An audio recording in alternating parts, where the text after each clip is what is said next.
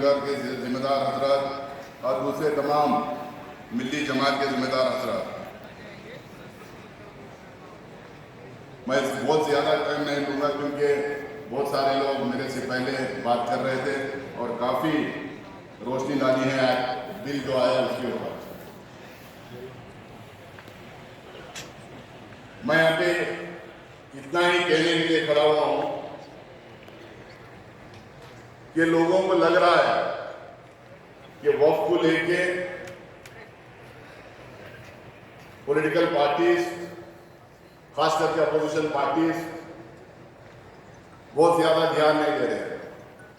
मैं आप लोगों को बताना चाहता हूं कि जेपीसी जो बनी हुई है, ज्वाइंट पार्लियामेंट्री कमेटी जो बनी हुई है, वो कमेटी बनाने में सारे अपोजिशन पार्टीज के लीडर्स बहुत मेहनत किए थे। बिल जब लोकसभा में पेश की गई थी, जब इंट्रोड्यूस की गई थी, उस टाइम पे सारे अपोजिशन पार्टीज के लीडर, कांग्रेस के लीडर ने शुरू की थी, उसके बाद सारे अपोजिशन पार्टीज के लीडर्स उसका पुरजोर विरोध किए। उसके बाद में मजबूरन सरकार को जेपीसी कॉन्स्टिट्यूट करना पड़ा।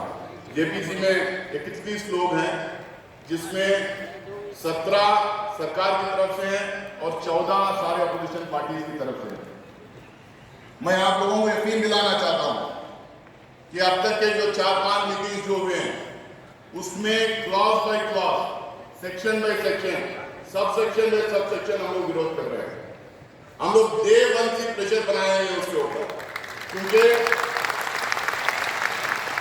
हम लोगों को पता है ये पूरी बिल जो लाई गई है ये मिस इन्फॉर्मेशन के बेसिस पे लाई गई है। अगर आप तमाम लोगों को याद है, अगर आप लोग सोशल मीडिया फॉलो करते हैं, पूरे 1 साल 1.5 साल से लगातार मिस इन्फॉर्मेशन हिंदुस्तान में फैलाया जा रहा था। उनका हो गया था आर्टिकल 370, ट्रिपल तलाक हो गया था, बाबरी मस्जिद के जजमेंट ले आए थे वो लोग, अब उनको चाहिए था और एक नया मुद्दा, तो वक्फ को लेकर लगातार मिस इन्फॉर्मेशन फैला रहे थे। उस मिस इन्फॉर्मेशन के बेसिस के ऊपर उन्होंने वक्फ बिल लेके आया है, अमेंडमेंट बिल लेके आया है 2013 का बिल को अमेंडमेंट करने के लिए। लेकिन जब जेपीसी कॉन्स्टिट्यूट हुई और जेपीसी में विटनेसेस आना शुरू हुए, माइनॉरिटीज अफेयर्स की मिनिस्ट्री जब प्रेजेंटेशन देना शुरू की, जब हम लोग सवाल करना शुरू किए,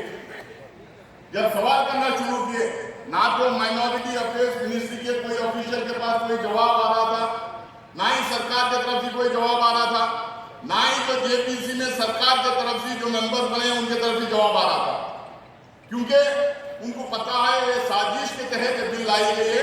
उनके बाद अगर कॉन्स्टिट्यूशनली अगर हम बात करें, आर्टिकल 14 को हम देखें, जिसमें हम लोग को फ्रीडम दिया गया है, आर्टिकल 15 को देखें, आर्टिकल 26 को देखें, उसके बेसिस के ऊपर पूरी बिल की बिल ही अनकॉन्स्टिट्यूशनल है। जब पूरी बिल अनकॉन्स्टिट्यूशनल है तो एक क्लॉज और सब क्लॉज क्या डिस्कस करेंगे? इतना मिसइंफॉर्मेशन ये लोगों ने फैलाया है। अब कह रहे हैं कि हिंदुस्तान वक्फ बोर्ड किसी भी जमीन पे हाथ रख दें और कह दें ये वक्फ का है तो हो ये वक्फ बोर्ड की जमीन हो जाएगी। आप बताइए, हिंदुस्तान में कोई ऐसा लॉ है, हिंदुस्तान में कोई भी ऐसा ट्रेडिशन है जिसमें कोई भी किसी भी जमीन को जाके कहे कि वक्फ है या मेरी है तो उसकी हो जाएगी? हिंदुस्तान में हर चीज के लिए, प्रॉपर्टी ट्रांसफर के लिए, प्रॉपर्टी खरीदने के लिए, किसी के नाम पर रजिस्टर करने के लिए, हर स्टेट में सेट प्रोसीजर है। उसके बिना कोई भी लैंड किसी के नाम पर रजिस्टर हो ही नहीं सकता। लेकिन सारे व्हाट्सएप में देखो, इवन मेंबर्स ऑफ पार्लियामेंट वहां बैठ के कह रहे हैं कि वक्फ पर जो भी जमीन अपनी कहती है वो उनकी हो जाती है। अब जब पूछे ये कहां लिखा गया है 2013 के अमेंडमेंट में, तो उनके पास जवाब नहीं। ये कहां लिखा गया है इसमें कि कोई भी वक्फ हम बोलेंगे वक्फ है तो वक्फ हो जाएगी, तो उनको लिखा, उसमें उनके पास कोई जवाब नहीं। वक्फ पर यूजर क्यों हटा रहे हैं पूछे तो उनका जवाब नहीं उनके पास। वन से वक्फ, ऑलवेज ए वक्फ, ये सुप्रीम कोर्ट का जजमेंट है। लेकिन हम बोलेंगे सुप्रीम कोर्ट के जजमेंट को कैसा पार्लियामेंट नकार सकता है, तो उसके पास उनके पास कोई जवाब नहीं। अब कह रहे हैं कि अचानक 9 लाख प्रॉपर्टीज वक्फ बोर्ड के पास आ गए। हम कह रहे हैं कि वक्फ बोर्ड के पास कोई प्रॉपर्टी नहीं है। हिंदुस्तान के किसी भी वक्फ बोर्ड के पास या वक्फ काउंसिल के पास कोई प्रॉपर्टी नहीं है। No Waqf board owns any property in this country. Waqf एक लोकल कमेटी की है, वो लोकल कमेटी उसको मैनेज करती है, उसके नाम पे वक्फ होता है। Waqf board is only custodian of all the properties.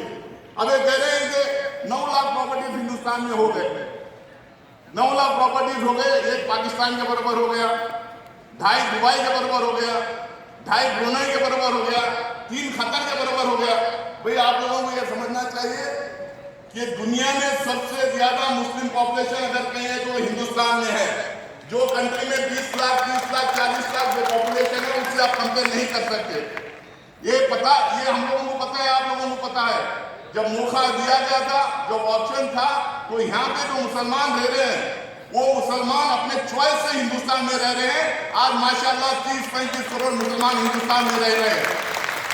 जब इतने मुसलमान रहेंगे तो हमारे मस्जिदें रहेंगे, इतने मुसलमान रहेंगे तो कब्रिस्तान रहेंगे, दरगाहें रहेंगे, ईदगाहें रहेंगे। तो आप कैसे करेंगे इतनी लैंड? मैं उनसे सवाल किया गया किसी ने, कोई एक हजरात थे बीजेपी के, वो कह रहे थे कि भाई 2.5 गुना रियाद के बराबर। मैं उनसे पूछा भाई आप बताइए कि हिंदुस्तान में कितने गांव हैं? हिंदुस्तान में रजिस्टर्ड गांव 7 लाख से ज्यादा हिंदुस्तान में गांव हैं। 80% से ज्यादा गांव में मुसलमान रहते हैं, और जहां जहां मुसलमान रहते हैं वहां पर एक कब्रिस्तान तो रहेगा, एक ईदगाह तो रहेगी, एक मस्जिद तो रहेगी। अब दरगाहें जो बेशुमार पूरे हिंदुस्तान भर में है। मैं बोला मस्जिद का भी छोड़ो, दरगाह का भी छोड़ो, जो भी किसी भी कम्युनिटी का बंदा जब मरता है तो उसके लिए स्मशान कब्रिस्तान होगा। एक गांव में 1 एकड़ जमीन तो होगी कब्रिस्तान, एक गांव में एक ईदगाह के लिए 1 एकड़ जमीन तो होगी। तो 1 एकड़ जमीन ईदगाह, 1 एकड़ जमीन कब्रिस्तान के लिए। अगर हम कहेंगे 7.5 लाख गांव में मुसलमान नहीं रहते, सिर्फ 6 लाख गांव में मुसलमान रहते हैं। 1 एकड़ इंटू 6 लाख एकड़ हो गए। 1 एकड़ इंटू 6 लाख ईदगाह, तो वो 6 लाख हो गए। तो 12 लाख जमीन तो ऐसे, 12 लाख एकड़ जमीन तो ऐसे ही होना चाहिए हमारे पास। आप कह रहे हैं 9 लाख है, अब कह रहे हैं 2013 में 3 लाख प्रॉपर्टीज थे, अब जो है 9 लाख हो गए। भाई हिंदुस्तान में वक्फ हमेशा से थे, रेवेन्यू रिकॉर्ड में हमेशा से थे, वक्फ प्रॉपर्टीज हमेशा रेवेन्यू रिकॉर्ड में था। डिजिटलाइजेशन आप कर रहे हैं, पोर्टल आप बनाए हैं, एंट्रीज अब हो रहे हैं, तो आपको लग रहा है कि इतने प्रॉपर्टीज है। इतने प्रॉपर्टीज हमेशा से थे।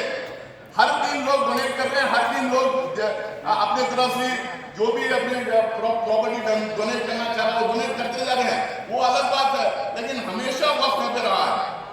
लेकिन मैं ये मिस इन्फॉर्मेशन जो लगातार ये फैला है, आप कह रहे हैं कि भाई एक आदमी कह रहा है कि किसी के भी खेत में जाके 4 दिन बैठ के कुरान पढ़ ले तो वो वॉक हो जाती है, वो कोई यूजर हो जाता है। मैं उस पार्लियामेंट मेंबर को बोला, मैं बल्लारी से कर्नाटका से दिल्ली जाता था जेएनयू पढ़ने, ट्रेन में जाता था, कई हजरात ट्रेन में नमाज पढ़ते थे, मैं भी ट्रेन में नमाज पढ़ता था। अब क्या ट्रेन वॉक में लिखाते हैं? हम फ्लाइट में भी बैठ के नमाज पढ़ते हैं लोग, फ्लाइट में भी बैठ के नमाज पढ़ते हैं। अब फ्लाइट में नमाज पढ़ के फ्लाइट वॉक में लिखा रहे हैं। मतलब इस तरीके का मिस इन्फॉर्मेशन आप लोग पूरे हिंदुस्तान में फैला रहे हैं। ये मिस इन्फॉर्मेशन के बेसिस पे आप लाए हैं। मैं इसमें क्लॉज बाय क्लॉज जाना नहीं चाहता, सब क्लॉज में जाना नहीं चाहता। फैसल रहमानी साहब उसको टच करेंगे, मेरे बाद में बात करेंगे तो टच करेंगे। मैं इतना ही आप लोगों से कहने के लिए यहाँ पे खड़ा हुआ हूँ, ये लड़ाई पार्लियामेंट में चलेगी। हमें हिंदुस्तान का कॉन्स्टिट्यूशन, हिंदुस्तान का आइन हमें पूरा प्रोटेक्शन देता है। हमारा मजहब में हम लोग बिलीव कर सकते हैं, हमारा मजहब की हम लोग तबलीग कर सकते हैं, हमारे मजहब को हम आगे बढ़ा सकते हैं। हर मजहब के आदमी को ये राइट दिया गया है, हर मजहब के आदमी को अपने प्रॉपर्टीज को एडमिनिस्ट्रेट करने का राइट दिया गया है। अब इसमें कलेक्टर को आप जिम्मेदारी दे रहे हैं, वो कोई यूजर हटा रहे हैं, वन से वो अवैध वो हटा रहे हैं। आप कह रहे हैं कि इसमें हिंदू रहेंगे। मैं इसके लिए सिर्फ एक मिनट लेना चाहता हूँ। भाई आप कह रहे हैं कि 2 हिंदू इसमें रहेंगे, लेकिन एक्चुअली जो है इसमें 50% से ज्यादा हिंदू आ जाएंगे अगर ये एक्ट इम्प्लीमेंट हो जाएगा। कॉन्स्टिट्यूशन में हमें राइट देते हैं कि हमारी प्रॉपर्टी हम लोग को एडमिनिस्टर करना है। अब यहाँ पे करेंगे हिंदुस्तान में हिंदू रहेंगे, दूसरे कम्युनिटी के लोग रहेंगे। मैं पूछा आप लोगों को हमारे पास शक है क्या? कितना शक के निगाह से आप देखते हैं? भाई आप दूसरे कम्युनिटी के रिलीजियस इंस्टीट्यूशन वो खुद चला सकते हैं, लेकिन हमारे रिलीजियस इंस्टीट्यूशन हम नहीं चला सकते हैं। बिहार में हिंदू रिलीजियस वर्शिप एक्ट है, एंडोमेंट एक्ट है, उड़ीसा में है, वेस्ट बंगाल में है, मेरे स्टेट में कर्नाटका में है, आंध्र प्रदेश में है, तमिलनाडु में है, महाराष्ट्र में। वहां पे एंडोमेंट एक्ट है, वहां पे क्लियरली लिखा गया है कि only a Hindu can be a member, even a officer who will be there on the board वो भी हिंदू ही रहेगा, क्लियरली उसमें मेंशन किया गया है। अभी किया गया है और अंग्रेजों के जमाने में जब एक्ट लाया जाता है हिंदू एंडोमेंट एक्ट, उसमें भी लिखा गया है। पर जब दूसरी कम्युनिटी के लिए उनकी कम्युनिटी के लोग रहना है तो वक्फ बोर्ड में आप लोग आके क्या करेंगे इसमें?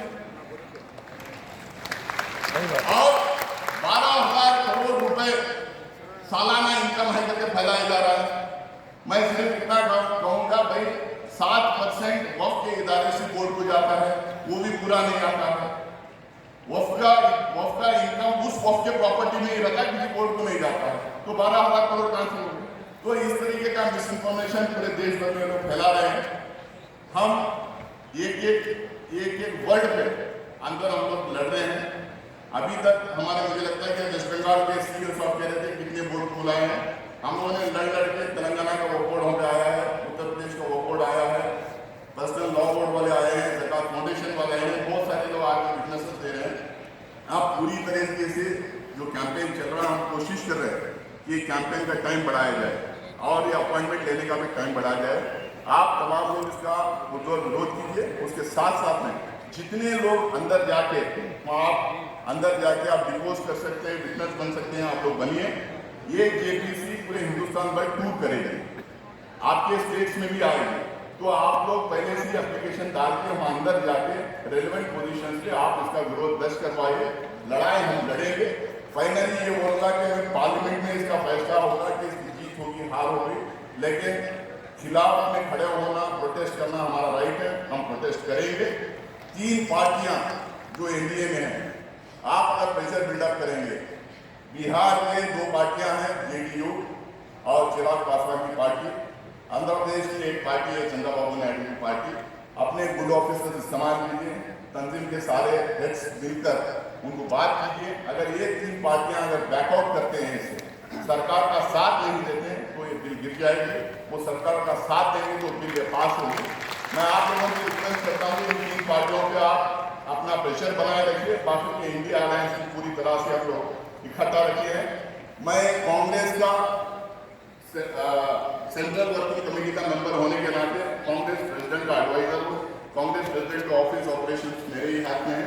मैं कांग्रेस मैन और कांग्रेस का एमपी होने के नाते आप लोगों को यकीन दिलाना चाहता हूँ, पूरे तरीके से कांग्रेस पार्लियामेंट के अंदर और बाहर इसके खिलाफ खड़ी रहेगी और पूरे अपोजिशन पार्टीज को इकट्ठा करके खिलाफ करने का काम करेगी। बहुत बहुत शुक्रिया।